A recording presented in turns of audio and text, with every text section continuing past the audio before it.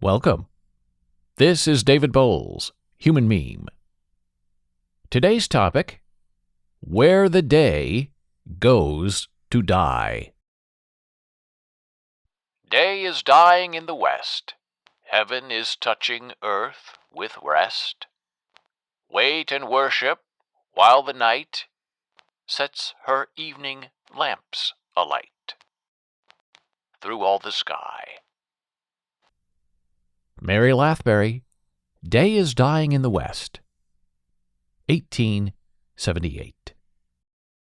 The truth is slowly dying in the light of day and glowering under doom of night.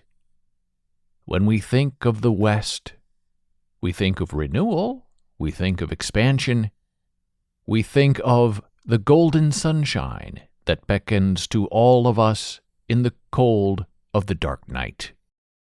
Go west, young man, and walk into your death.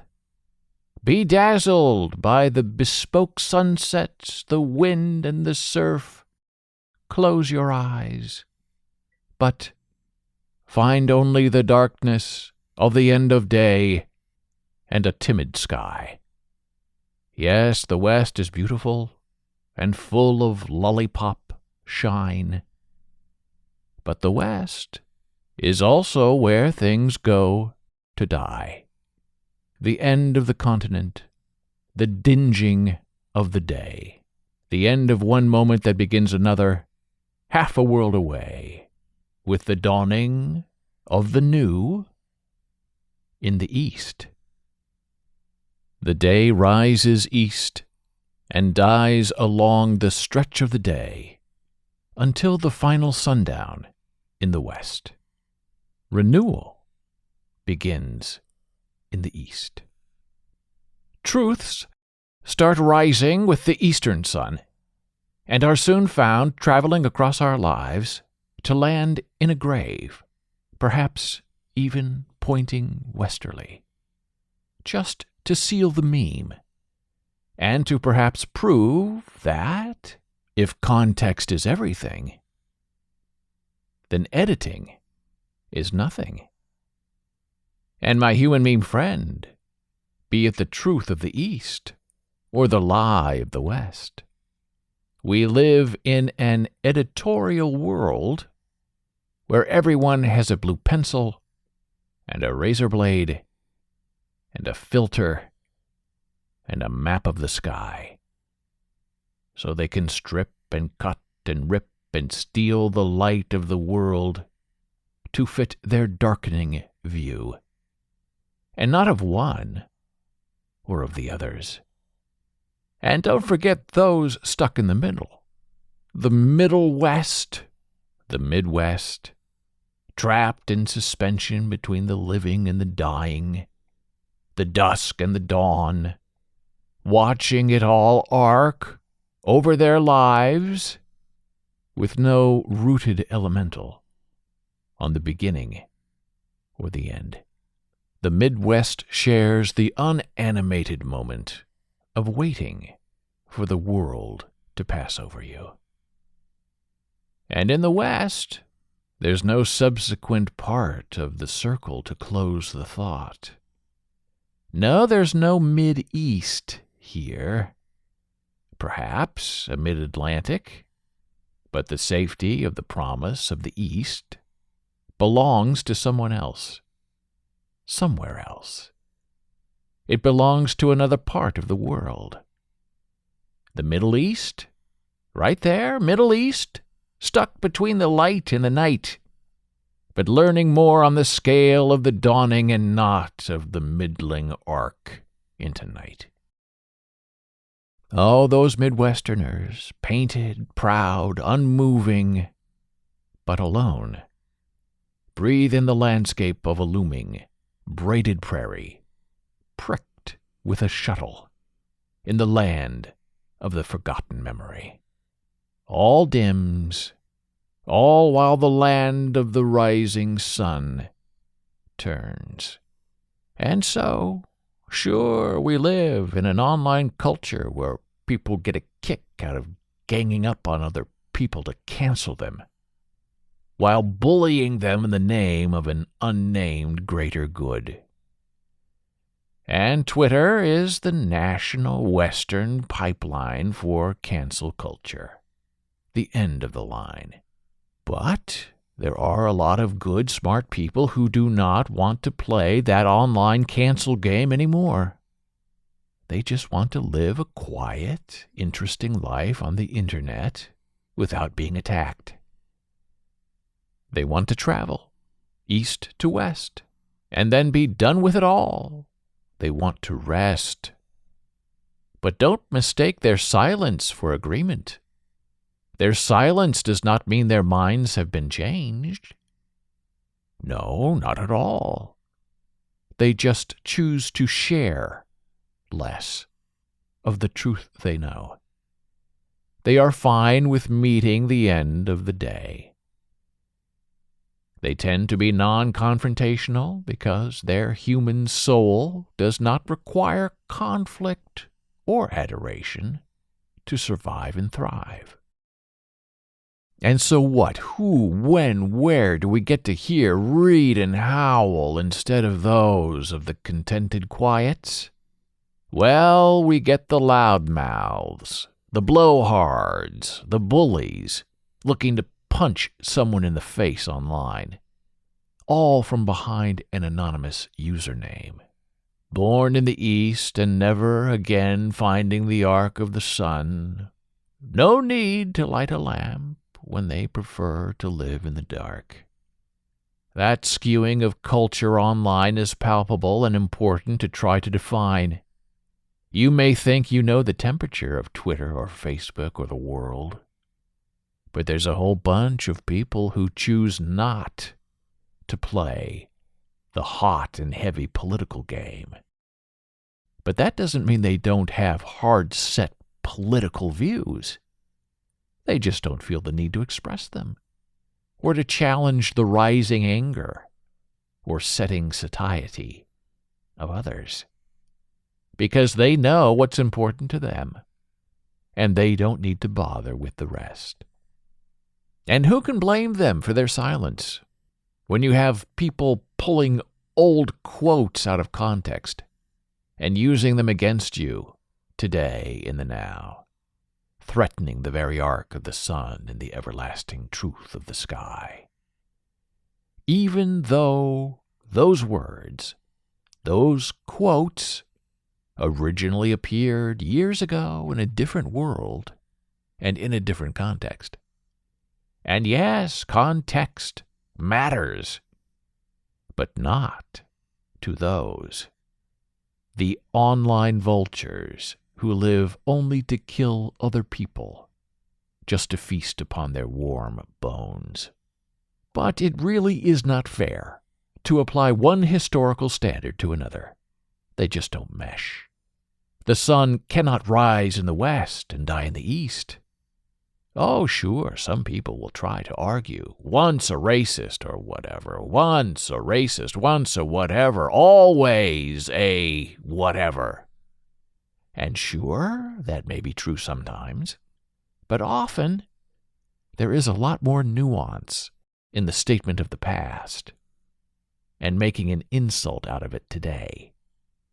Because culture, education, and experience helps define what is acceptable and what is not. Yes, years ago it was culturally acceptable in some circles to, let's say, demean women. Well, they could not vote at a certain time in our history. But does it do any good now to condemn those who lived in that time? Or is it better to try to change that thinking today and bring it around into a freer and more progressive time?